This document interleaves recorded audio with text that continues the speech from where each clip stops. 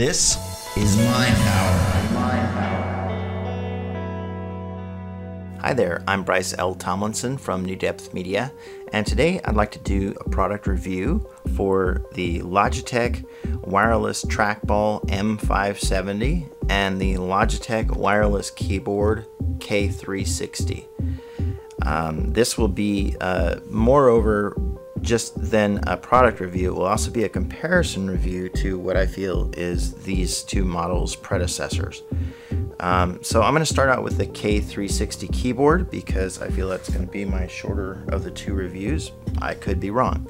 But let's just open up and unbox this. I've already unboxed this, but this is basically what you'll find when you get into the box. Is you have your keyboard here. It's a very thin keyboard, really small, compact, perhaps based on the Mac style keyboards with a very low profile. It does have the legs underneath, so if you wanted to prop the keyboard up, you'd be able to prop the keyboard up, but it is a very low profile keyboard. You see that right away. It comes with batteries. This is one of the things that I do like about it, and right out of the box you should be able to use it. It comes with this little dongle, which if you're not looking for it like I wasn't, you may be stymied and be looking for it elsewhere. Also in the box you will find, more remarkably, you won't find software. So all you'll find is the manual and the Logitech important information, which is all the FCC stuff that you never read. And then here's the manual.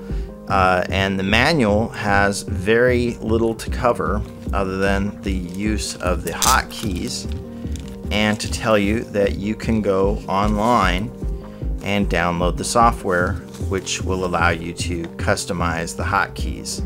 So let's get into the things that I like about this and the things that I don't like about it. Here's one of the things that I do like.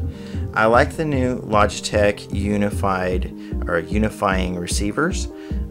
This means that since I have a Logitech keyboard with one of these unifying receivers and I have a Logitech mouse with one of these unifying receivers, that I can get them both to work off of the same receiver if I download the software and tell it to.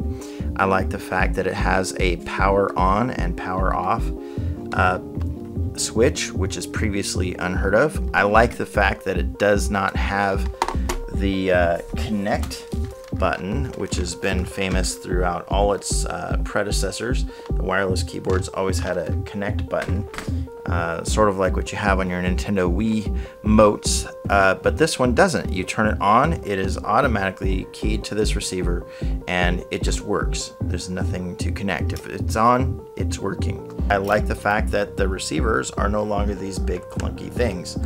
I happen to have a USB hub, and with the USB hub, this ends up in a precarious place, whereas this is going to be able to fit into any situation. I love this smaller receiver.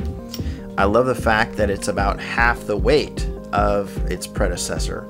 I like the fact that the keys they're really squishy. They're not exactly rubberized. They are a soft kind of feel to the keys, but they have a specially kind of squishy feel, and it's really easy on the fingers. And I get repetitive stress injuries, so it's really important that my keyboard, feels nice. I like that a lot. Here's the things that I don't like. I don't like the fact that I have to download software if I was in a place where I was not situated to have an internet connection.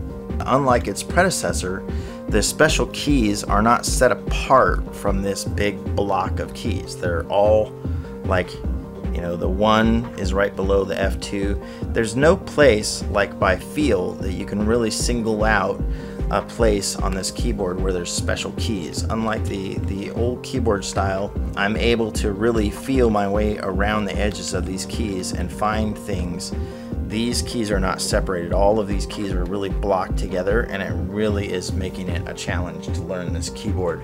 I have to be watching my video screen when I'm editing videos and stuff, and so I have to be able to really feel for where the keys are and having the direction keys down here underneath the shift key, this entire keyboard layout, this big block of keys is just, to me, it's a disaster. I think that most people would be happy with this if they weren't the kind of person that really had to type by feel. If you were already a hunt and peck person, you're going to be the same hunt and peck person with this keyboard, and you'll probably be happier. Because of this keyboard layout, I'm actually going to return this keyboard. So I just cannot deal with the weird block of keys. Mind you, I will be getting another Logitech keyboard. This is the Logitech Wireless Trackball M570. In its first generations, this was referred to as the Trackman Marble, and those were wired. I don't have one of those with me, but I do have two other models. This is the predecessor, the wireless trackball.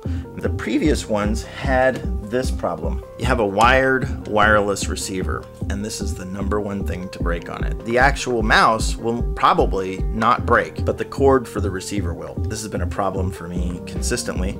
Again, you see the connect button, which the new model, as you'll see in a minute, doesn't have. Let's unbox the new model, just to kind of get a feel for what we're looking at. I'll also let you see an even earlier model of this mouse, which I think you can still get. Again, I was surprised at what I didn't find, and that was the software. There was no software included, simply another user manual for this mouse. And the user manual and the, of course, important information, all of the FCC goodies that you really long for. And then you have the Logitech user guide, which again tells you, we have some custom buttons on here, and you can redefine those. The manual is very simple to follow. It really tells you pretty much what there is to know, and that is plug this in, turn this on, you'll be in business. That's pretty much, they have mastered plug and play, I'll tell you that. It again comes with a battery, and normally there's a little tab down here. You just pull it out and it turns it on. And you also have an on-off switch, which is wonderful. And you notice that as soon as I turn it on, it tells me the battery's good. If it starts to blink red, I'll know the battery's bad. This is an easy way to evaluate whether or not your battery is the problem. Sometimes you get, receiver problems and you think that it's the battery. You replace the battery and the receiver problems don't go away. This thing's going to tell you that the battery's still good, whereas the older models didn't do that. I like that about it. I like the fact that this still has a wheel. This is the thumb mouse, so if you haven't used one of these before, one of the issues that I run into myself is, as we're dealing with repetitive stress injuries, my thumb gets worn out with this mouse. Sometimes I have to switch up and use a different mouse, and then when I get tired with that mouse, I have to switch to this one. This is the kind of the one that I kind of grew up with, and let me show you some comparisons. Here is the wired mouse. This is not the earliest generation. You can find those at your local thrift store. You'll see the white ones that are they're a little bit wider. This older one is just a little bit bigger and it lays a little bit flatter. So the newer one actually kind of sits a little bit higher, and you'll feel that in your hand. It's not something that's just aesthetic. These buttons here, these are the back and forward buttons for your browser. So as you're browsing, you can quickly go forward and back. I find these keys as the forward and back buttons to be really annoying, so I'm going to be downloading the software and redefining that. I'd rather have these be like zoom keys. Even though I use the mouse wheel for zooming, it would be nice to be able to just go 1, 1, 1, 1. I like, again, the fact that you don't have to pair it up by pressing the connect button. This does not have a cord to it. In fact, this receiver is way better and stronger than this one was. One thing that I have experienced is that a couple times I've had to unplug this receiver and plug it back in, same thing with the keyboard, sometimes into a different USB port just to keep them working. That's something you don't have to deal with when you're working with the wired models. This is not the ball that comes with this mouse. I have my wife's trackball mouse here. This is actually the color ball that it comes with. I used the old ball from the old mouse that I had, and I put it in the new one because I wanted to be able to tell them apart, and I kind of like this color better. You'll notice when you first get this that this ball is stiff. It'll feel really stiff when you're rolling it at first, and it's going to kind of wear on you a little bit if you're used to the smoother ball. But let me tell you, When this gets broke in, which usually takes a few days, I've had this for maybe almost a week, and it is really smooth now. It really rolls very smoothly.